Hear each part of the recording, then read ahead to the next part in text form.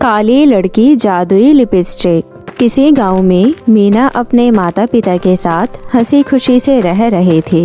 मीना के माता पिता बहुत गरीब थे और वो मीना की जरूरतें पूरी नहीं कर पा रहे थे। मीना के पिताजी ओम प्रकाश सुबह जल्दी उठकर अपने खेतों में काम किया करता था और फिर गांव के बाहर फैक्ट्री में भी काम करने जाया करता था। इसी तरह जैसे तैसे दाल रोटी खाकर वो सभी अपना गुजारा कर रहे थे। एक दिन हमेशा की तरह ओम प्रकाश और लक्ष्मी काम पर जा रहे होते हैं कि तभी एक बड़े ट्रक आकर उनका एक्सीडेंट कर देता है और उनके मौके पर ही मृत्यु हो जाती है। यहाँ घर पर मीना को अपने माँ पिता का इंतजार करते करते सुबह से शाम हो जाती है। जब बहुत देर तक इंतजार करते करते उसके माँ बाप घर नहीं आते तो वो अपने माँ पिता को ढूंढने बाहर निकल जाती है।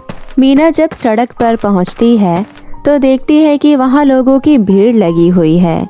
मीना पास जाकर देखती है तो उसके माता पिता सड़क पर घायल अवस्था में पड़े थे और उनकी सांसें भी नहीं चल रही थी।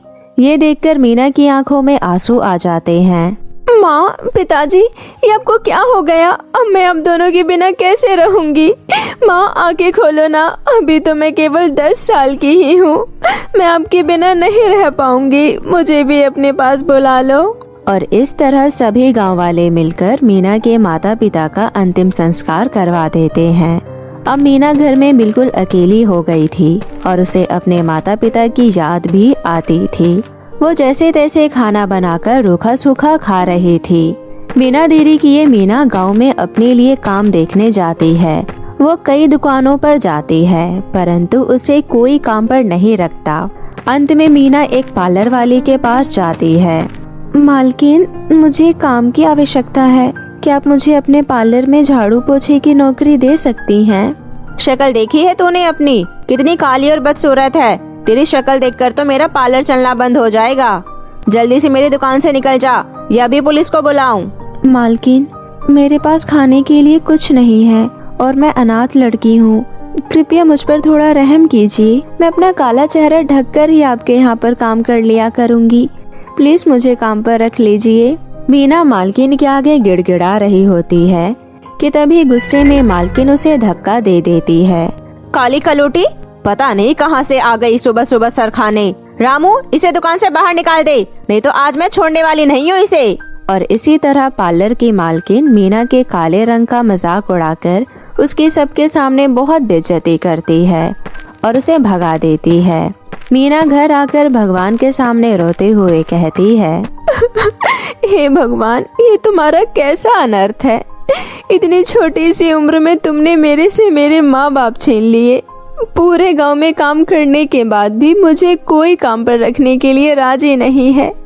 आपने मेरा इतना काला रंग क्यों बनाया? जो लोग मेरे काले रंग का मजाक उड़ाते हैं। अब मैं और जिंदा नहीं रहना चाहती और मैं अपने माता पिता के पास जा रही हूँ।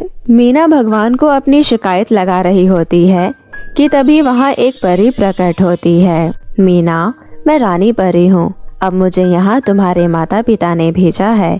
वो कह रहे थे कि तुम्हें इस तरह हिम्मत नहीं हारनी चाहिए। तुम तो एक साहसी और हिम्मत वाली लड़की हो। समय के साथ सब ठीक हो जाएगा। ये लो, ये एक जादुई लिपस्टिक है। इस लिपस्टिक को लगाते ही तुम्हें एक जादू देखने को मिलेगा और इस लिपस्टिक से तुम्हारी सभी दुख तकलीफ दूर हो जाएंगी। इतना कहकर परी वहाँ से गायब हो जाती है। मीना उस लिपस्टिक को देख रही होती है और कहती है, माँ पिता ने रानी परी को मेरी मदद करने के लिए भेजा है। इसका मतलब ये चाहते हैं कि मैं उनके लिए खुश रहूं और एक अच्छी जिंदगी बिताऊं। आज से ही मैं ये सारा रोना धोना छोड़कर सभी काम मन लगा कर करूंगी। इतना कहकर मीना वो जादुई लिपस्टिक लगा लेती है और लिपस्टिक लगाते ही वो पहले से भी बहुत ज्यादा खूबसूरत और मनमोहक बन जाती है। मीना अपना ये रंग रूप देखकर बहुत खुश होती है और उस जादुई लिपस्टिक का धन्यवाद करती है।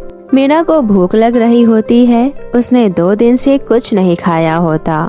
हे जादुई लिपस्टिक, जल्दी से मुझे स्वादिष्ट स्वादिष्ट खाना दे दो।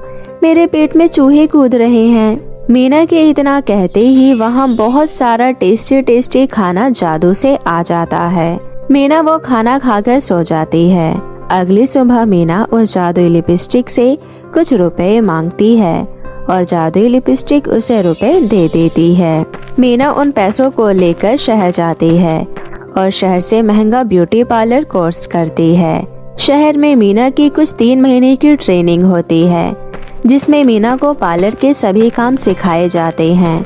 अभी Meena hair cutting, facial, wax आदि कामों में परफेक्ट हो गई थी। मीना ये सब सीखकर वापस अपने गांव आ जाती है और अपना खुद का पार्लर खोलने की सोचती है। मीना जादुई लिपस्टिक से कुछ और उधार ले लेती है और उन रुपयों से एक पार्लर खोल लेती है। क्योंकि मीना का पार्लर नया था इसलिए उसकी दुकान पर अभी कस्टमर नहीं आया करते थे, परंतु जो भी कस्टमर मीना की दुकान पर आते वो उसका काम देखकर बहुत खुश होते। धीरे धीरे मीना की पार्लर की दुकान बहुत चलने लगती है और गांव के पुराने सभी पार्लर चलना बंद हो जाते हैं। ये देखकर वो पार्लर वाली जिसने मीना के काले रंग का बहुत मजाक उड़ाया था, उसे अपनी दुकान से धक्के मारकर निकाल दिया था, वो उस पार्लर में देखने आती है कि आखिर ये ब्यूटी पार्लर है किसका, जिसने गांव के सभी पार्लर चलना बंद करवा दिए हैं। अरे अब तो बहुत अच्छा मेकअप करती है और आपकी स्किन कितनी खूबसूरत है। मेरी बेटी की शादी आने वाली है तो मैं सोच रही थी कि आपके ही ब्यूटी पार्लर से उसका ब्राइडल मेकअप करवाऊं। नहीं, मैं आपकी बेटी का मेकअप करने में इंटरेस्टेड नहीं हूँ। आप कहीं और जाकर उसका मेकअप करवा लीजिए। अरे अरे ऐसा ना कहिए, मुझे आपसे ही अपनी बेटी का मेकअप करवाना है। मैं चाहती हूँ कि वो उस दिन दुनिया की सबसे खूबसूरत लड़की लगे, बिल्कुल आपकी तरह। लगता है आपने अभी तक मुझे पहचाना नहीं।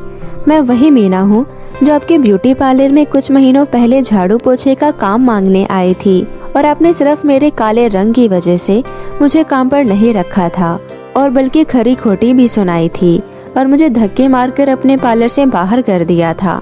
इसलिए कृपया शांति से मेरे पार्लर से आप चली जाइए, नहीं तो मुझे पुलिस को बुलाना पड़ेगा।